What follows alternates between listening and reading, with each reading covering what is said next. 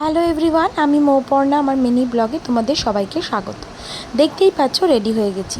আবার রেডি হয়ে আমি একটা গালের মধ্যে দেখছিলাম, আসলে দুদিন আগে হঠাৎ করে গালটা চুলকানো মাত্রই কী করে একটা দাগ হয়ে গেছে গালে। তো সেটাই দেখছিলাম যে কতটা কি আছে। তো এদিকে আমরা রেডি হয়ে বাইরে বেরিয়ে পড়েছি। আমার হাজব্যান্ডও বাইরে গাড়ি বার করছে, মেঘ অলরেডি বাইরে বেরিয়ে পড়েছে। তো আজকে আমরা এসেছি হৃদেব ও বৈভবের অন্নপ্রাশনে। এখন বেজে গেছে প্রায় 2টো, অনেকটা লেটই হয়ে গেল। আমাদের একটু আগে আসার ইচ্ছা ছিল, কিন্তু ওর একটু আসতে লেট হয়ে গেছিলো, ওই জন্য রেডি হয়ে যেতে প্রায় 2টো বেজে গেছে।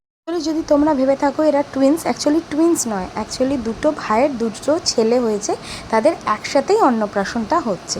ওই যে একটা পুচকেকে দেখালাম, আরেকটা পুচকে এদিকে, তাদের ওপর যা অত্যাচার হচ্ছে, তারা বিরক্ত হয়ে যাচ্ছে এই গরমে। আর গিয়ে জানো তো স্টার্টারে একটা দারুণ জিনিস দেখলাম, সেটা হচ্ছে কটন ক্যান্ডি, অনেক দিন পর। কিন্তু যেহেতু অনেকটা লেট হয়ে গেছে আর খেলাম না। একটু ভেজ মাঞ্চুরিয়ান টেস্ট করলাম, বেশ ভালো হয়েছিল। আর ফ্রেঞ্চ ফ্রাইজও ছিল, তার সাথে লস্যিও ছিল।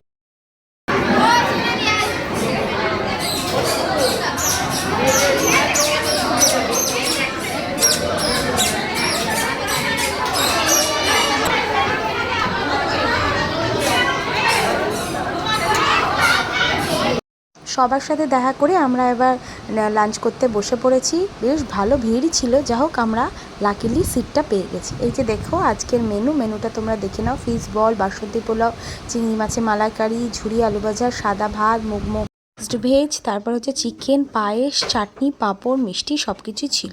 কিন্তু সবগুলোর না খেতে গিয়ে আসলে ভিডিওই তোলা হয়নি, তোমাদের মেনুটা তো দেখিয়ে দিলাম।